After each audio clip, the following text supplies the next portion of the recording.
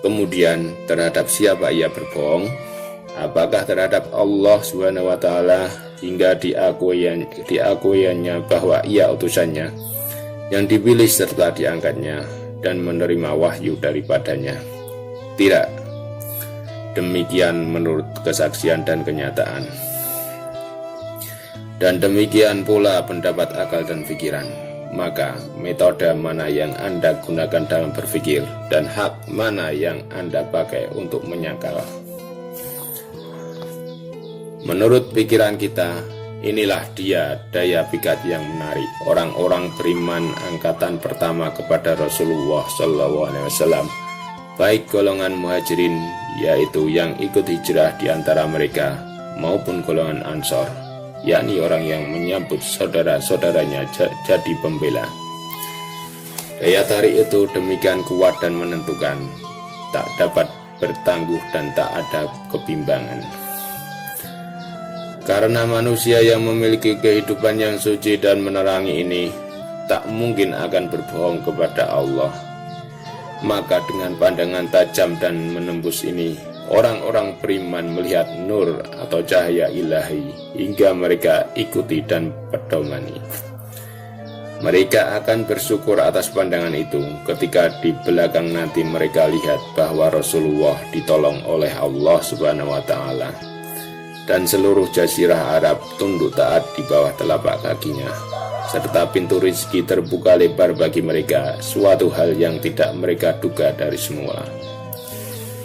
Kiranya dirinya sekarang tidak berbeda dengan dirinya dulu, tiada bertambah kecuali sifat yuhud dan kesolihannya. Hidup sederhana dan bersahaja, tiada terpikat oleh dunia, hingga di saat kembali menemui Allah, mereka dapati ia tidur di atas anyaman daun kurma, hingga pelepahnya yang keras itu berbekas di sekujur tubuhnya. Juga mereka bersyukur ketika menyaksikan bahwa Rasul yang benderanya berkibar di seluruh pelosok dengan megah dan jayanya, suatu waktu nanti ke atas mimbar dan sambil menangis menghadapkan wajahnya kepada manusia, katanya, "Man kuntu jalattu lahu dhahran fahada dhahri falyaqtad minhu wa man kuntu akhadtu lahu malan fahada mali falyakhud minhu." Barang siapa yang pernah terpukul punggungnya, maka inilah punggungku, balaslah. Barang siapa yang pernah.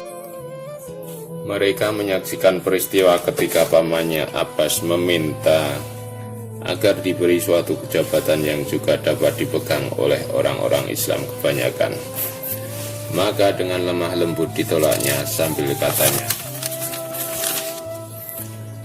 "Inna wallahi ya'am la nuwalli hadzal amra ahadai yas'aluhu aw ahadai yahrusu alaihi." Demi Allah, wahai paman, kita tidak akan memberikan jabatan ini kepada orang yang meminta dan mengharapkannya. Ketika mereka melihatnya, tidak hanya turut merasakan penderitaan yang dirasai oleh manusia semata, tetapi juga menggariskan prinsip bagi diri dan keluarganya yang sekali-kali tak boleh mereka langgar atau menyimpang daripadanya, yaitu hendaklah mereka orang yang pertama kali lapar bila masa kelaparan tiba, dan orang yang terakhir sekali kenyang bila kebetulan dalam masa makmur dan jaya. Memang orang-orang beriman angkatan pertama itu akan bersyukur atas pengamatan mereka yang tepat dikala melihat sesuatu persoalan, yakni setelah mereka lebih dulu memanjatkan puji dan syukur kehadirat Allah yang telah menunjuki mereka kepada keimanan. Dan mereka akan menyaksikan pula bahwa peri kehidupan yang menjadi bukti kebenaran pemiliknya, ketika ia menyatakan kepada mereka, "Sesungguhnya aku ini menjadi utusan Allah kepadamu." Sungguh agung dan luhur, hingga dengan keagungan dan keluhurannya itu menjadi bukti terkuat pula atas kebenaran Maha Guru dan Rasul utama itu. Dan tingkat keagungan dan ketinggiannya itu tak pernah turun agak sesaat atau luntur agak sekejap. hanya tetap bertahan dari waktu kecilnya sampai ia wafat. Dan sepanjang jalan kehidupan ini dan setelah ia sampai ke puncaknya, ternyata dengan gamblang seperti cahaya siang, bahwa pemilik kehidupan dan risalah ini sekali-kali tidak berusaha untuk merebut nama, kedudukan, atau harta. Ketika semua ini datang kepadanya terikat pada tiang-tiang benderanya yang jaya, ditolaknya mentah-mentah, dan seperti biasa sampai ke saatnya yang akhir, ia hidup sebagai orang yang saleh dan tekun beribadat. Seujung rambut pun dirinya tak hendak bergeser dari tujuan hidupnya yang mulia, dan tak pernah ia melanggar ikrannya kepada Allah, baik dalam beribadat maupun dalam berjihad. Belum lagi datang sepertiga yang akhir dari malam, ia telah bangkit berdiri, lalu wudu, dan sebagai kebiasaannya yang sudah-sudah dan tak pernah berubah, ia munajat kepada Allah, selalu menangis, kemudian salat sambil menangis. Harta datang kepadanya bertumpuk-tumpuk, tapi sedikitpun ia tak berubah, dan tiadalah yang diambilnya untuk dirinya kecuali seperti yang diambil oleh orang yang paling bawah dan rakyat yang paling melarat. Kemudian ketika ia wafat, didapati orang baju bersihnya telah tergadai pula. Ketika akhirnya seluruh negeri tunduk menerima dakwahnya, dan sebagian besar raja-raja Buana berdiri dengan hormat dan ta'zim sewaktu menerima surat-suratnya yang mengajak mereka masuk Islam, maka tiada secuil pun kesombongan dan kemegahan berani mendekat kepada dirinya, walau dari jarak yang jauh daripadanya.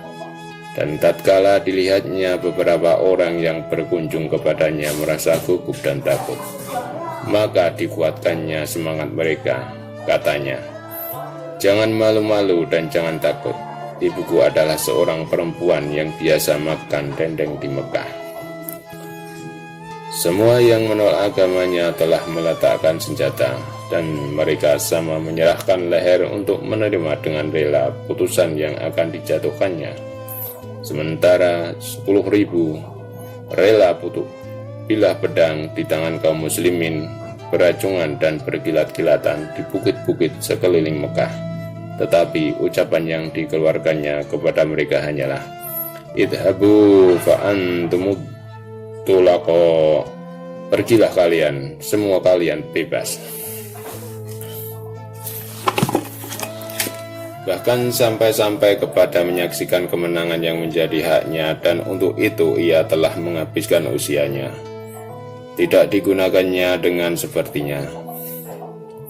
Dalam perarakan di hari pembebasan itu, ia berjalan dengan menundukkan kepala, hingga sulit bagi orang-orang untuk melihat wajahnya, sambil berulang-ulang membaca dengan mulut dan dalam hatinya ucapan syukur yang bercampur dengan tetesan air mata, dan dengan rendah diri menadahkannya kepada Allah yang Maha Tinggi lagi Maha Besar, hingga akhirnya sampailah ia di Ka'bah.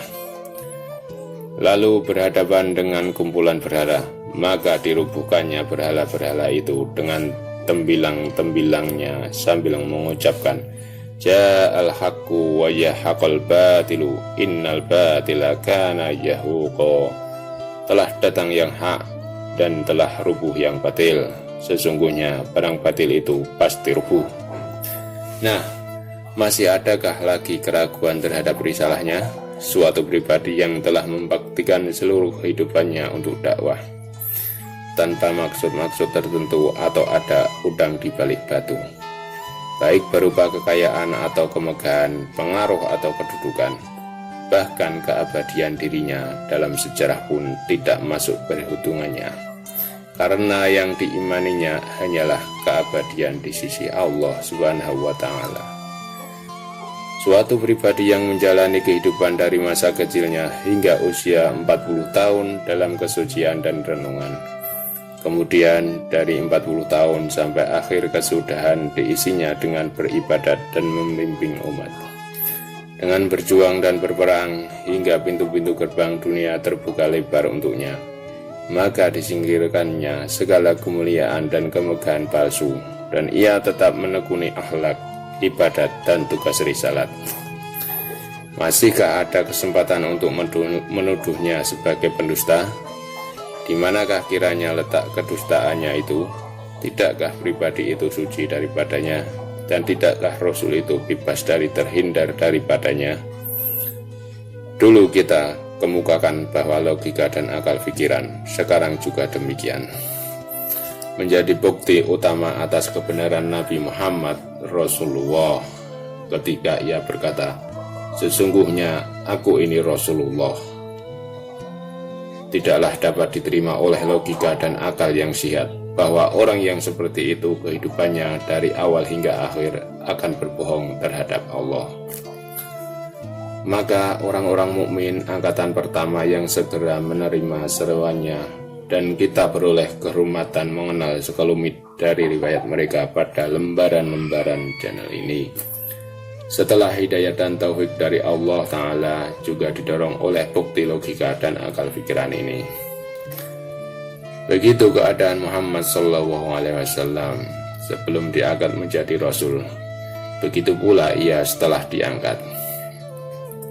Demikian ketika ia dalam ayunan, dan demikian pula ketika berada di ambang kematian.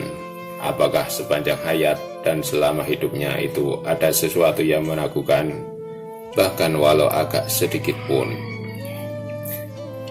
Sekarang marilah kita berdiri sejenak dekat tahun-tahun pertama dari kerasulannya. Tahun-tahun yang jarang kita jumpai bandingannya dalam sejarah mengenai keteguhan, kejujuran, dan kebesaran. Tahun-tahun itu lebih mengungkapkan dari tahun-tahun lainnya tentang Maha Guru dan pembimbing kemanusiaan ini. Tahun-tahun yang merupakan suatu prakata dari sebuah buku yang hidup, yaitu buku kehidupan dan kepahlawanannya. Bahkan sebelum dan sesudah yang lain merupakan pengantar bagi mukjizat-mukjizatnya. Selama tahun-tahun tersebut, dikala Rasulullah berada sebatang kara seorang diri, ditinggalkannya segala suasana santai, tentram dan damai, lalu tampil ke hadapan manusia mengemukakan apa yang tidak mereka sukai, atau lebih tepat, barang yang mereka benci. Ia tampil di hadapan mereka dengan menunjukkan ucapannya kepada otak dan pikiran mereka. Dan alangkah sulitnya pekerjaan berdialog dengan pikiran massa dan bukan dengan perasaan mereka. Dan Muhammad Rasulullah tidak hanya berbuat itu saja. Mungkin berdialog dengan pikiran manusia itu tidak begitu berat baginya, asal saja masih dalam batas lingkungan adat dan cita-cita yang dimiliki bersama.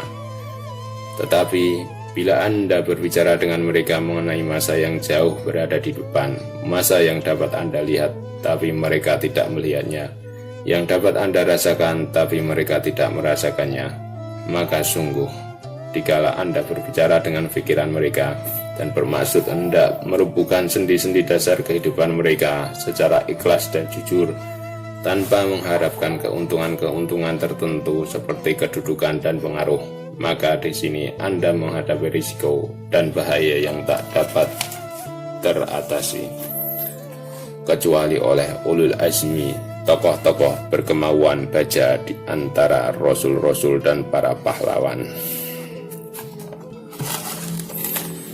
Maka sungguh Rasulullah adalah pahlawan dari arena ini dan Maha Guru luar biasa.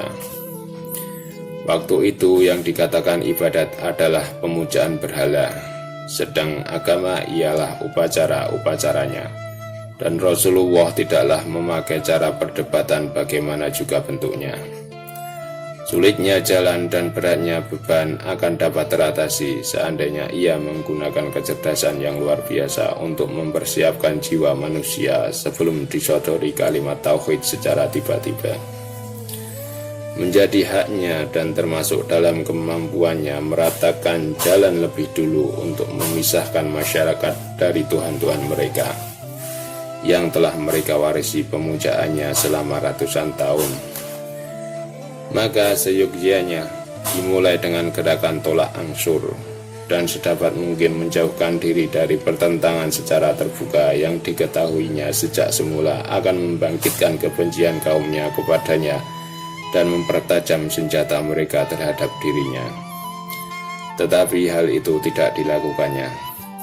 Suatu bukti bahwa ia adalah Rasul, didengarnya dalam kalbunya suara langit berkata padanya, "Bangkitlah," maka ia pun bangkit, dan sampaikanlah, maka disampaikannya.